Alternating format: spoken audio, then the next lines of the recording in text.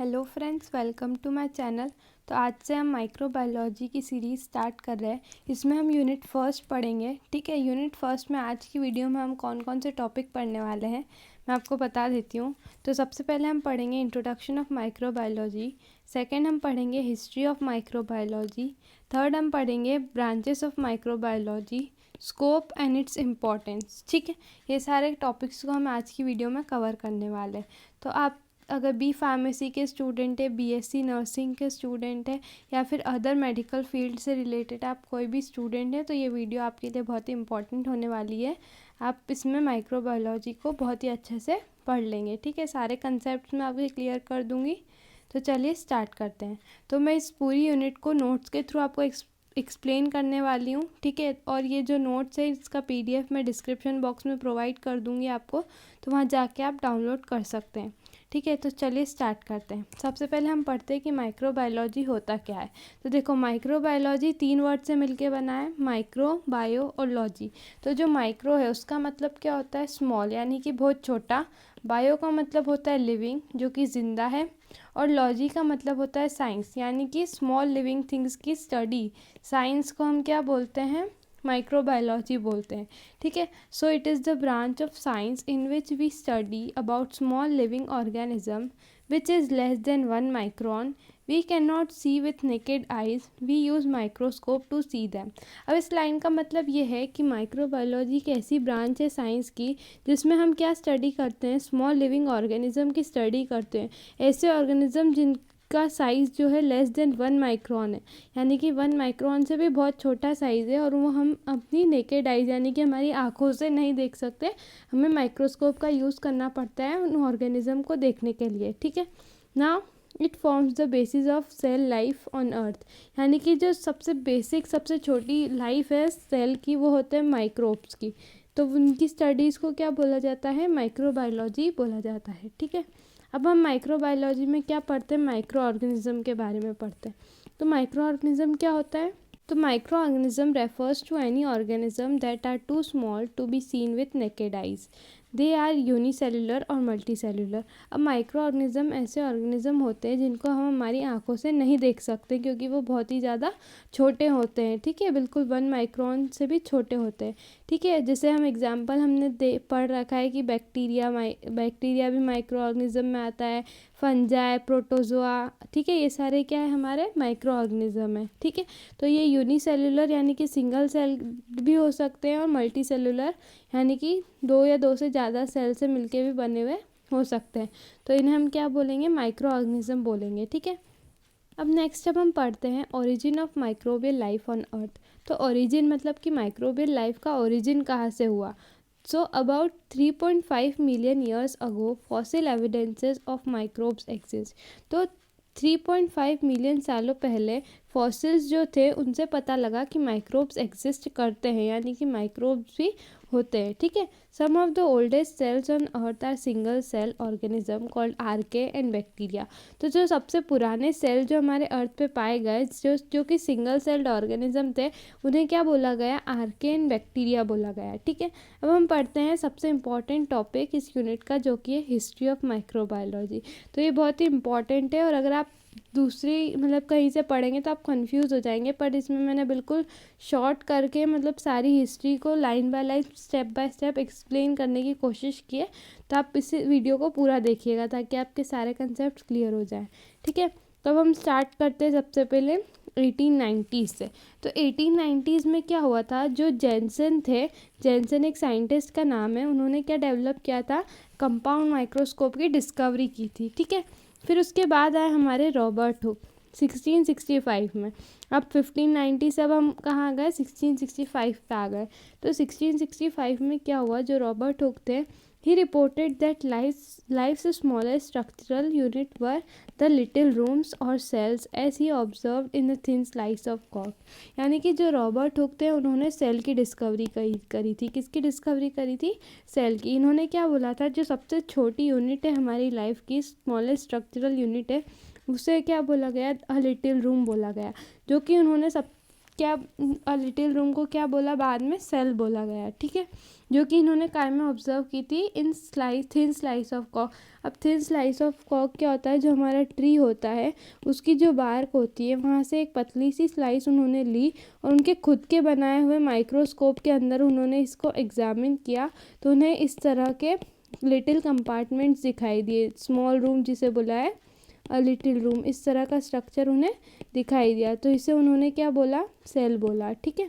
तो सेल क्या है, सबसे स्मॉलेस्ट स्ट्रक्चरल यूनिट है, जो कि सेल की डिस्कवरी किसने की, 1665 में रॉबर्ट हुक ने की।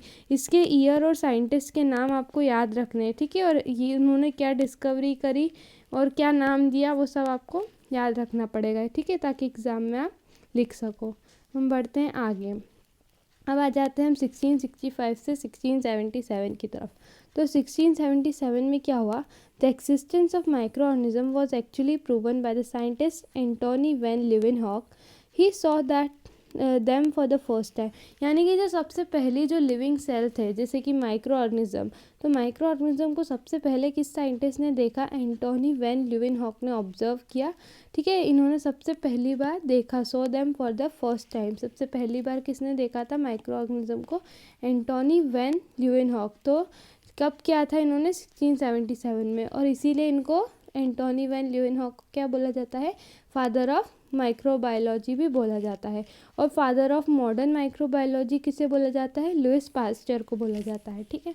अब हम पढ़ते हैं different eras in history of microbiology, जो डिफरेंट एराज थे हिस्ट्री ऑफ माइक्रोबायोलॉजी में, वो क्या क्या था। सबसे पहले था डिस्कवरी एरा, यानी कि जब डिस्कवरी हुई माइक्रो ऑर्गेनिज्म की, फिर transition era, then golden era and then modern era, ठीक है। तो सबसे पहले हम पढ़ते हैं इसमें सबसे पहले डिस्कवरी कैसे हुई, तो इसमें हम पढ़ते हैं थ्योरी ऑफ स्पॉन्टेनियस जनरेशन। ये बहुत इंपॉर्टेंट थ्योरी दी गई थी हिस्ट्री में, ठीक है, which stated that micro organism arise from lifeless matter such as beef broth. यानी कि इस स्पॉन्टेनियस जनरेशन की जो थ्योरी थी उसमें क्या बोला गया है, जो माइक्रो ऑर्गेनिज्म थे वो जो है वो लाइफलेस मैटर से मिलके बने हैं, यानी कि जिसमें लाइफ नहीं है, यानी कि नॉन लिविंग थिंग्स से मिलके क्या बने हैं, माइक्रो ऑर्गेनिज्म बने हैं। जैसे कि बीफ ब्रोथ जो होता है उससे माइक्रो ऑर्गेनिज्म बनते हैं। ऐसा किसने कब मतलब किसने बोला, स्पॉन्टेनियस जनरेशन वाली थ्योरी में बोला गया है, ठीक है। This theory was disputed by Francesco Redi. जो फ्रांसिस्को रेडी थे उन्होंने इसको डिस्प्यूट किया, यानी कि इस पे विरोध किया इस थ्योरी पे, who showed that fly maggot do not arise from decaying meat if the meat is covered to prevent the entry of flies. यानी कि जो फ्लाई मैगॉट्स है वो डिकेइंग यानी कि जो सड़ा हुआ मीट है उससे मिलके नहीं बने होते हैं, ठीक है, क्योंकि अगर जो मीट कवर्ड होता है तो उसके अंदर क्या फ्लाइज जो है वो जो मक्खियाँ होती है वो नहीं लग सकती है, ठीक है। तो नेक्स्ट क्या है, Lazzaro Spallanzani disputed the theory by showing that boiling broth would not give rise to microscopic forms of life। इसका मतलब ये जो लेज़ारो स्पेलेंज़ानी जो साइंटिस्ट थे इन्होंने भी इस थ्योरी को डिस्प्यूट किया, यानी कि इस थ्योरी का विरोध किया, और उन्होंने क्या शो किया, जो बॉइलिंग ब्रोथ होता है उसके अंदर microscopic form of life exist नहीं करती, यानी कि जो बॉइलिंग ब्रोथ है उसमें माइक्रोब्स प्रेजेंट नहीं है, ठीक है। नाउ नेक्स्ट आए हमारे Pasteur, Louis Pasteur had to disprove the spontaneous generation. इन्होंने क्या किया, इनको स्पॉन्टेनियस जनरेशन की थ्योरी को क्या करना था, गलत प्रूव करना था, डिस्प्रूव करना था टू सस्टेन दिस थ्योरी। तो उन्होंने क्या किया, he devised a series of swan necked flask filled with the broth. तो उन्होंने एक स्वान नेक्ड यानी कि ये हमारा फ्लास्क है और इसका जो ये है ये स्वान शेप का है, ठीक है, ट्यूब यहाँ पे, ठीक है, तो इसीलिए इसको क्या बोला, स्वान नेक्ड फ्लास्क बोला, जिसके अंदर क्या था, ब्रोथ भरा हुआ था, ठीक है। तो जो ब्रोथ था उसको बॉईल किया उन्होंने, फिर broth remain free of micro organism. तो जो ब्रोथ था उसको जब बॉईल किया, जब उसके अंदर कोई भी माइक्रो ऑर्गेनिज्म प्रेजेंट नहीं थे, पर जब हमने जो कर्व्ड नेक थी उसको रिमूव कर दिया, यानी कि ये वाला हिस्सा हटा दिया, तो हमने देखा कि माइक्रो ऑर्गेनिज्म ब्रोथ के अंदर ग्रो हुए हैं, यानी कि यहाँ पे हमें माइक्रो ऑर्गेनिज्म देखने को मिले। ठीक है, he left the flask of broth open in air, उन्होंने क्या किया, ओपन रख दिया, यानी कि इसमें छोड़ दिया, फ्लास्क को एयर के कांटेक्ट में आने दिया। ठीक है, but the flask had a curve in the neck so that the microorganism could fall into the neck and not on the broth, यानी कि जो है माइक्रो ऑर्गेनिज्म अगर यहाँ से एंटर करेंगे तो वो यहाँ ब्रोथ के जो कर्व्ड पार्ट है वहीं पे रह जाएंगे। ठीक है, पर अंदर यहाँ पे अंदर एंटर नहीं कर पाएंगे, तो could fall into the neck not in the broth, तो नेक पे ही यहाँ पे माइक्रोऑर्गेनिज्म आ जाएंगे, यहाँ तक नहीं पहुँच पाएंगे। ठीक है, Pasteur 10 experiment to raise the notion of spontaneous generation, तो जब इन्होंने इसकी जो नेक थी इसको हटा दिया तो माइक्रोऑर्गेनिज्म आसानी से इसके अंदर एंटर कर पाए और हमें माइक्रोऑर्गेनिज्म ब्रोथ के अंदर भी देखने को मिले। ठीक है, नाउ पास्चर 10 इन 1858, अब हम कहाँ आ गए, 1858 पे आ गए हैं।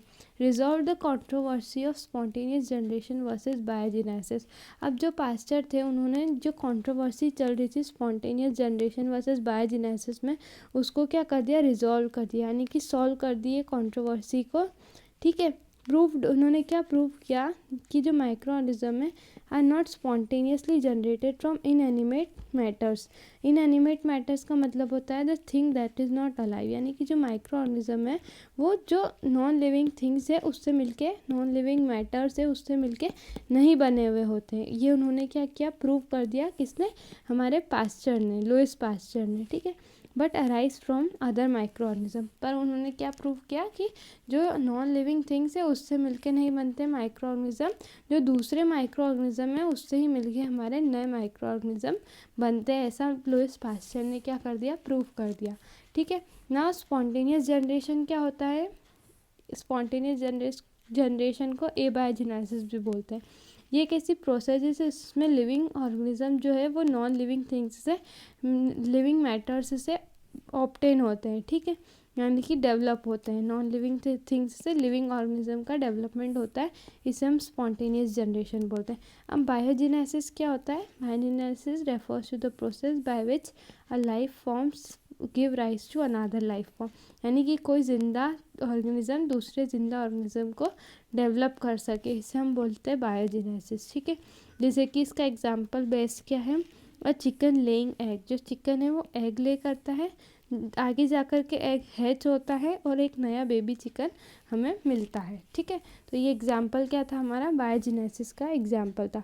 तो यहाँ पे इस तरह से पास्चर ने स्पॉन्टेनियस जनरेशन की थ्योरी को क्या कर दिया, डिस्प्रूव कर दिया और बताया कि जो माइक्रो ऑर्गेनिज्म है वो दूसरे माइक्रो ऑर्गेनिज्म से मिलके बने हुए होते हैं। ठीक है, now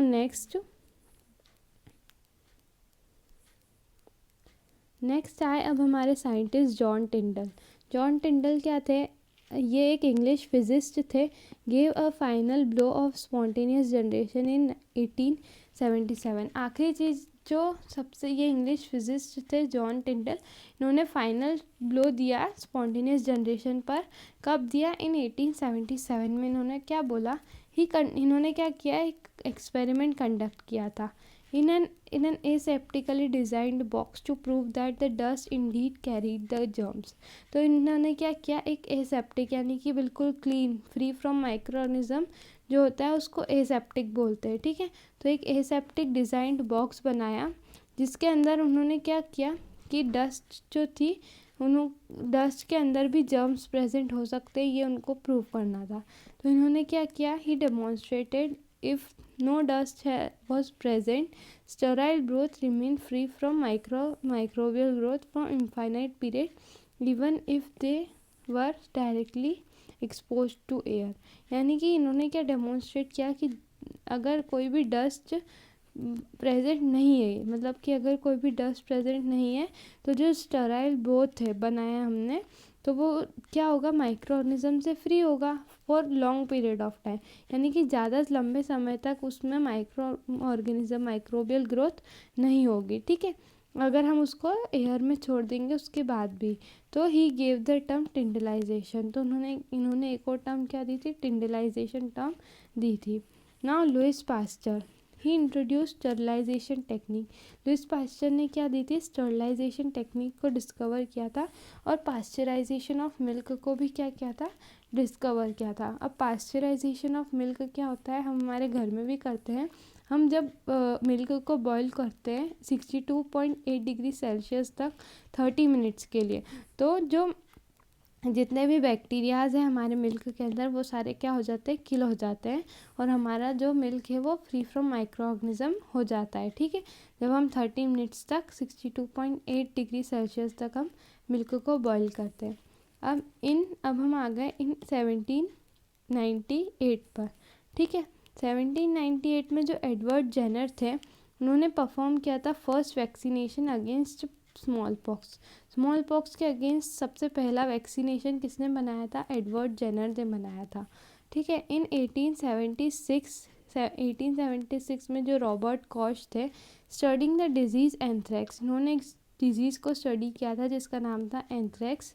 validates the germs theory of disease, इन्होंने जर्म थ्योरी ऑफ डिजीज़ दी थी, ये बहुत इंपॉर्टेंट थ्योरी है माइक्रोबायोलॉजी में। ठीक है, the idea that disease are caused by infectious agent, इन्होंने बताया था जो डिजीज़ है वो इन्फेक्शंस एजेंट्स की वजह से कॉज होती है। ठीक है, in 1880 Pasteurs develop a vaccine for chicken cholera.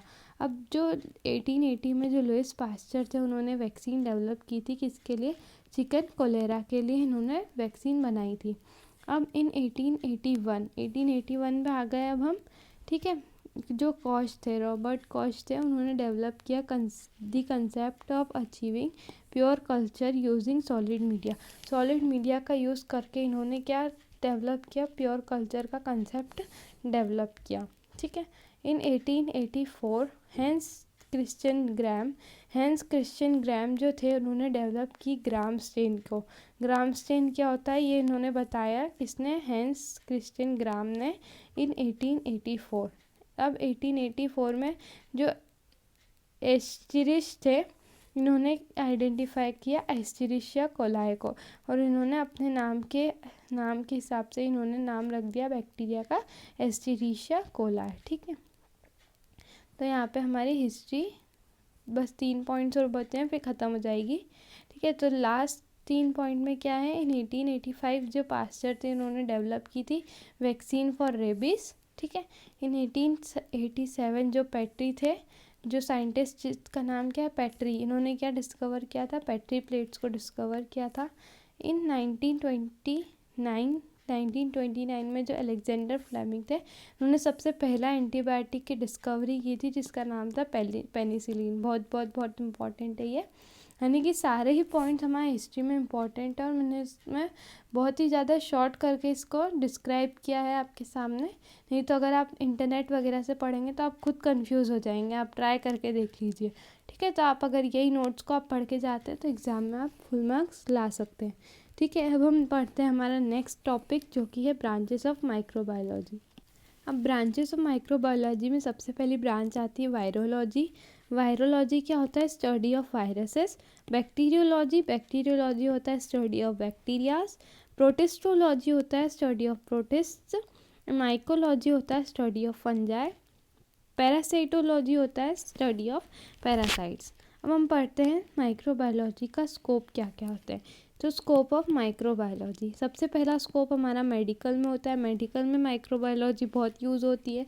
ठीक है, it deals with the disease of humans and animals. Humans और एनिमल्स की डिजीज़ से डील करने के लिए हम माइक्रोबायोलॉजी की स्टडी करते हैं। इम्यूनोलॉजी क्या होता है, to study the immune system that protects the body against pathogen. तो जो हमारा इम्यून सिस्टम है वो उसके लिए हम माइक्रोबायोलॉजी को पढ़ते हैं ताकि हम माइक्रोबायोलॉजी मतलब हमारी जो बॉडी है उनको पैथोजन से प्रोटेक्ट कर सके। ठीक है, अब हम एग्रीकल्चरल माइक्रोबायोलॉजी में क्या होता है, impacts of microbiology on agriculture की जो माइक्रो ऑर्गेनिज्म है वो एग्रीकल्चर में कैसे इम्पैक्ट कर रहे हैं। ठीक है, इंडस्ट्रियल माइक्रोबायोलॉजी में using microorganism to make और प्रोडक्ट्स, जो हमारे माइक्रो ऑर्गेनिज्म है उनको अलग अलग प्रोडक्ट्स बनाने के लिए भी यूज़ किया जाता है, जैसे कि एंटीबायोटिक्स, वैक्सीन्स, स्टेरॉइड्स एक्सेट्रा। इन सारी चीज़ों को बनाने के लिए माइक्रो ऑर्गेनिज्म का यूज़ किया जाता है। ठीक है। अब food and dairy microbiology, food and dairy में हम माइक्रो ऑर्गेनिजम्स का यूज़ करते हैं ताकि हम फूड बना सकें, जैसे कि चीज़, योगर्ट, पिकल, बियर्स एक्सेट्रा। इन सारी चीज़ों को बनाने के लिए हमें माइक्रो ऑर्गेनिज्म का यूज़ होता है, ठीक है। इसीलिए माइक्रोबायोलॉजी का ये यहाँ पे स्कोप है, medicinal, immunological, agricultural, industrial, food and dairy microbiology, ठीक है। तो ये हमारा था स्कोप ऑफ माइक्रोबायोलॉजी। तो अब इसकी नेक्स्ट वीडियो में हम क्या कवर करेंगे, क्लासिफिकेशन ऑफ माइक्रो ऑर्गेनिज्म को कवर करेंगे, ठीक है। तो अगर आपको ये वीडियो अच्छा लगा तो इस वीडियो को जल्दी से लाइक कर दीजिए, अगर समझ में आ गया तो सब्सक्राइब कर दीजिए, और अगर कुछ भी डाउट है इस चैप्टर से, मतलब इस यूनिट से रिलेटेड, इस वीडियो से रिलेटेड, तो आप कमेंट कर सकते हैं, मैं उसका आंसर ज़रूर दूँगी।